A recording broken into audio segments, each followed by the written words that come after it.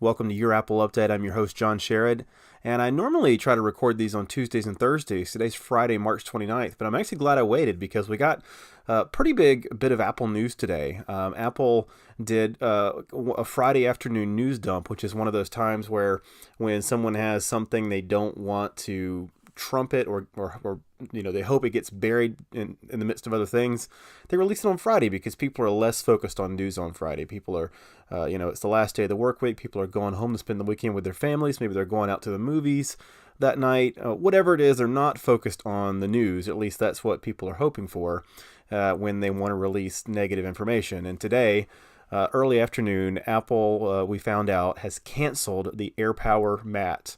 Now, this is interesting because in the week leading up to Apple's Monday event, this past Monday, Apple had its services event where it announced Apple TV Plus, Apple News Plus, Apple Card, and Apple Arcade.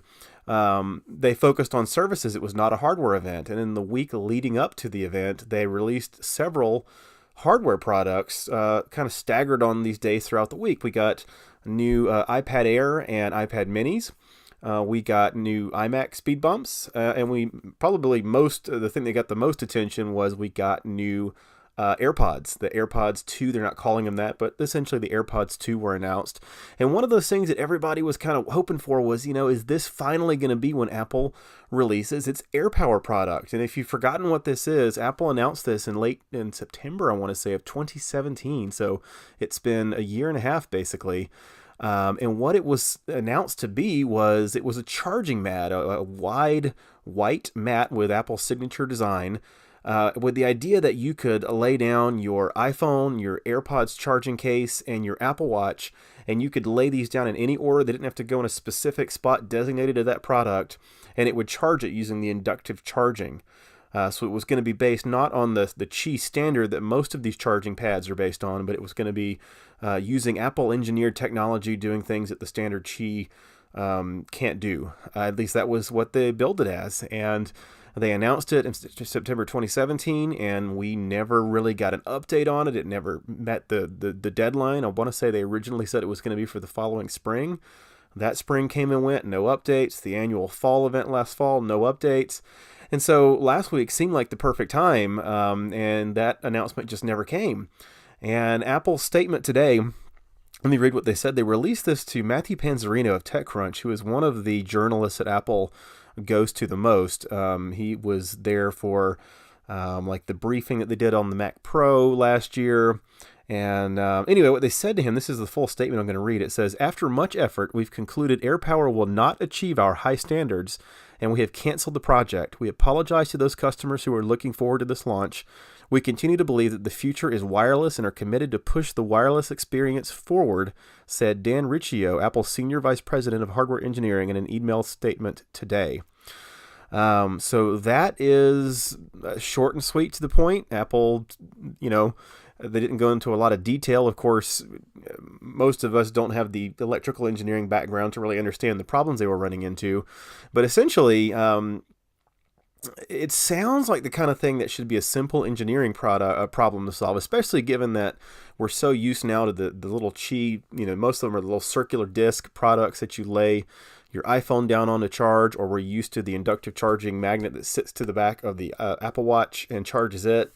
And so it's one of those things where if you describe it to someone, it sounds like it shouldn't be a difficult engineering problem, but it sounds like they really ran into some insurmountable challenges. And I think it sounded like the challenges involved the coils that needed to go into the pad, into the mat, in order to do it in such a way that you could set these devices of different sizes down on this charging pad in any configuration you wanted to.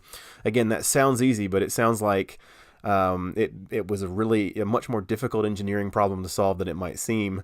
And based on the fact that they've canceled it and the fact that they spent, a year and a half, and that's from the time they announced it, they had been doing work on it, presumably, who knows how long before that. And they got to a point where, at least Tim Cook or whoever was the decision maker on that project, convinced Apple leadership that they could deliver this product, and they never were able to. And this is a really, really rare situation. I really can't think of anything off the top of my head that comes close. There are some other companies, Microsoft and Google come to mind, who will, demo kind of concept technology that maybe they have some vague intention of shipping something like it, but maybe they're just, trying to inspire people with forward-thinking futurism kind of products. And they never deliver them, and that's just, people just kind of understand that these companies kind of do this, but that's just not Apple's MO, and there's nothing necessarily wrong with that. But that's just not how Apple, certainly from the time Steve Jobs returned to Apple in the late 90s, has operated. And so, for Apple to have announced this at an Apple keynote alongside the iPhone in 2017 that came out that year, only to have to come out and do this, this apology basically, and cancel this very high profile product, at least high profile from the perspective of those of us who watch the technology industry closely. I don't know how much knowledge of this product permeated into the larger Apple consumer base, but certainly the news that Apple has had kind of a big public failure is gotten out there and will continue to get out there.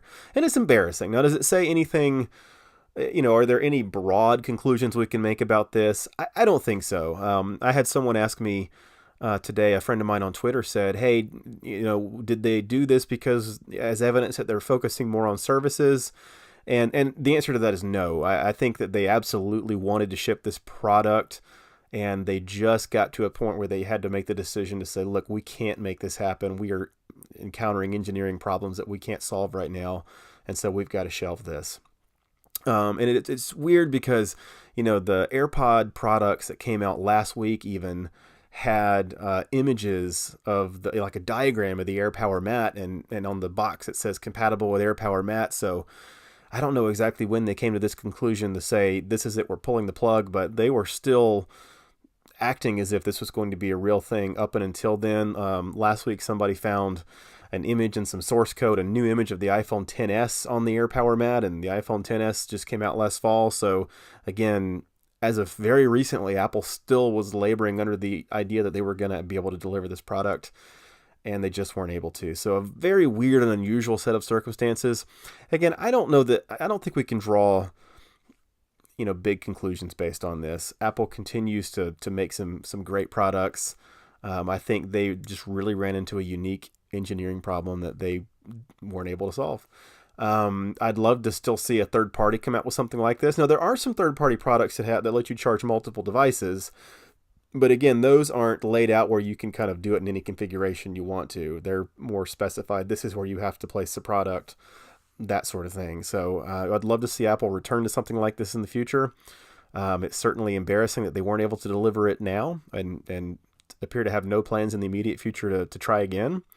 But that's just what happened. So that's what we've got. That's going to close out this most interesting week for Apple. If you haven't taken in the episode I did, which was recapping the Apple event from this past Monday, I encourage you to do so. And let me know, are you upset? Were you planning to buy one of these AirPower mats and upset that they're not going to come out? Let me know. I'd love to hear your comments and your feedback. Well, that's it for this episode of Your Apple Update. I'm your host, John Sherrod, and I'll see you next week.